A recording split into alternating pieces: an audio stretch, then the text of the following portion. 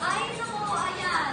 Ang hilig na magandang lalaki, ang hilig na magandang kanta.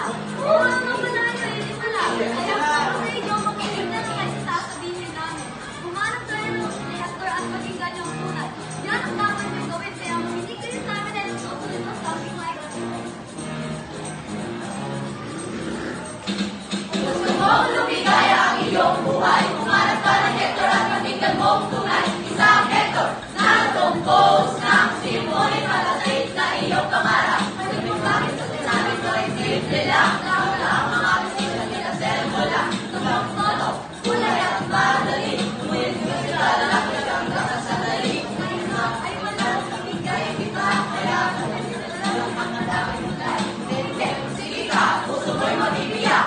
Mabalay man ang Hector, di ka iiyak. Umarap ka ng Hector! Umarap ka ng Hector! Umarap ka ng Hector!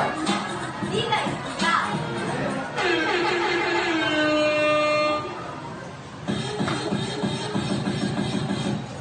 Isang composer sa romantic era! Gusto nyo bang makilala?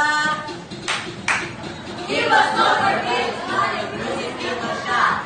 Peter Agostini, he was born in Russia. Kanyang mga dalawa ay isang patula. Sarap na teka ang kanyang mga musika. Peter, Peter, Peter, Peter, Peter, Peter, Peter. Let's dance everybody! Peter, Peter, Peter, Peter, Peter. Peter ng Russia, Peter, Peter ng Russia. Peter ng Russia, Peter, Peter ng Russia. Sabay natin sabihin, Peter ng Russia. Sabay natin sabihin, Peter ng Russia.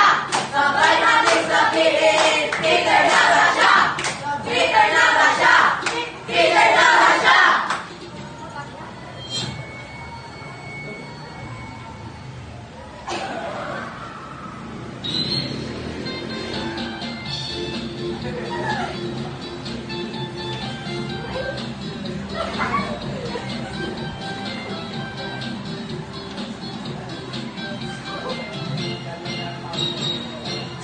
Ako ay isang student. Nag-aaral sa DHS. Kanya akong nakilala. Isang taong maganda. Ang pangalan niya ay Mervyn. Parang may mali. Di ba si Chris ang nag-atin? Alam ko pinakamaganda si Sir Mervyn. Pero sinasabi natin eh. Ulit-ulit namin. Ulit-ulit. Ang pangalan niya ay Camille. Camille Saint-Saëns. Ang isang romantic artist na nanggaling sa Paris. Parang Ben.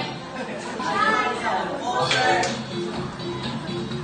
Namin siyang gawa. Di ka rin maniwala. Sa kanyang musika. Maraming halimbawa. Ilang Kasya sa kanta.